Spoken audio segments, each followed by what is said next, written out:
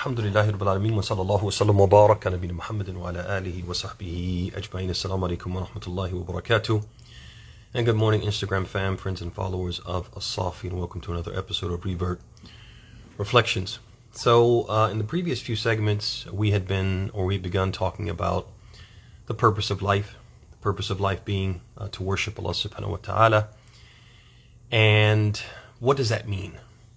Talked about the meaning from the Islamic perspective of al-ibadah and how it is far more comprehensive from what it is typically looked at or how it is typically viewed and interpreted, understood, and applied in other faiths. And then we talked a little bit about leading a purpose-driven life. And before we go any further, brothers and sisters, I think one of the questions that we need to really wrap our heads around as Muslims in general, and as revert Muslims in particular, is the why. Why do we worship Allah? And this is something which humans generally, it is very important for them in the things that they do to know why they do them. And the better we have a grasp of why we're doing a particular thing, the more motivated we are to do that. And what we're seeing nowadays is we're seeing a lot of Muslims who are going through the motions. Whether those Muslims be born Muslims or revert Muslims, we get to a point where we hit a wall, and Islam is just something that it becomes more of a habit, it becomes more of a routine, it becomes more of just part of who we are, part of our culture, as opposed to something which we are doing with a great deal of zeal and passion.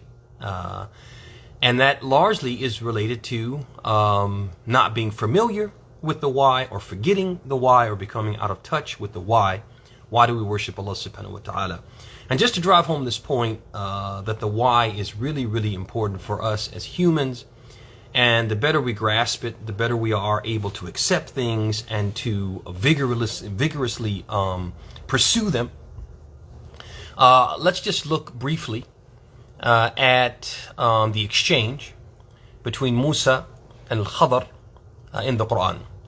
Now, most of you know of the story that Musa, he was told that there was someone in the world who had knowledge that he did not possess. Although he, the Prophet Moses, was certainly the most knowledgeable person at the time. He was Allah's messenger and one of the greatest of Allah's messenger. But Allah subhanahu wa ta'ala, to humble him, wanted to let him know that there were some aspects of knowledge which he did not have that someone else from his creatures had. So Moses, out of humility and desire to know as much as he could, he sought out this person. He met him at a certain place, and they had this conversation where Moses was trying to convince him to let him accompany him so he could learn the knowledge that he knew that Moses did not know. So in the course of that conversation, Al-Khadr, he tells him, إِنَّكَ لَن تَسْتَطِيَ مَعِيَ صَبْرًا. You're not going to be able to be patient. I'm going to show you things, and you're going to see things from me that you're not going to be able to accept because of the knowledge that you have and the perspective that you have and the lack of knowledge that you have and the lack of perspective that you have. I'm going to do things and you're going to be aghast by some of the things I'm going to do. You won't be able to accept it. You won't be able to be patient with me. It's probably best if we don't walk together. So Moses, and so Al-Khadr, he goes on to explain why Moses won't be able to be patient. He says, وَكَيْفَ تَصْبِرُ عَلَى مَا لَمْ تُحِطَ بِهِ خُبَرًا. He says, and how will you be patient on something which you have not fully comprehended the why of it? You have not fully comprehended the why of it. It's an admission in the Quran from Allah on the tongue of Al-Khadr that human beings are very much caught up in the why, and their ability to fully give themselves to something is very much connected to their ability to grasp and understand, and keeping their eyes firmly on the why of something. And so for this reason, brothers and sisters, because the better we understand the why we worship Allah, the better we will be, the more committed we'll be to worshiping Him, the more comfortable, the more natural it will seem to us that we worship Him.